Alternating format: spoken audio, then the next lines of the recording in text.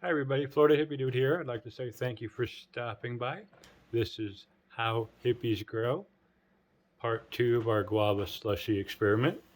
Today we're going to go ahead and we're going to transplant our little fella here. As you can tell, we got a little hot here. We had a little issue with some lighting, but we've maintained it. We figured out what the problem was and we fixed it. So today, first thing I'm going to do, as you can see, I've already got my little soil mix. This is a generalized soil mix. You can pretty much buy it at any specialty stop.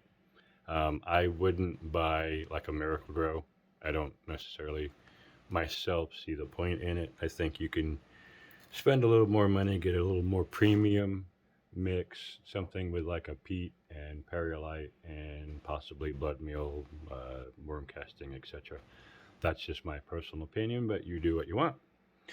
So, what we're going to first do is we're going to kind of make a well here in our soil. And I'm going to make it deep enough so that the entire little peat jiffy thing here fits down in the hole. Going to slide it right down in there. And then I'm going to bring the soil straight up to the top of it. I'm going to try and position my plant so it's centered. And one of the main things I want is nice and straight up and down. And as you can see, my soil covers nicely over it. So now what I'm going to do is gently take my fingers and I'm going to press around the edges of that little jiffy pot there. And I'm going to force the soil down lower all the way around. And then I will come back and I will refill to get everything nice and smooth and flat again. Now the reason for this, of course, is as the soil starts to water in, it will slowly start compressing down. So by going ahead and forcing it here now, giving this extra well, filling it back up, it will keep all of that pretty much nice and flat throughout the entire life of the plant. And it will also give maybe a little bit of extra spacing in here for the roots to grow and fill in this little bit of extra space. Okay, so at this point now I've got everything nice and flat across the top. What I'm going to do is I'm going to water in. And I'm only going to water enough to start weeping out the very bottom of the pot here. I don't want a whole lot more than that. I won't need any more than that. So I'm just going to lightly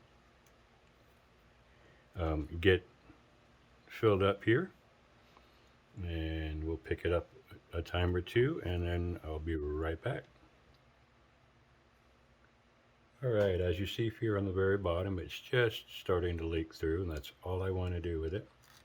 So now what I'll do is I'll go ahead and get these size set up in my laundry broom.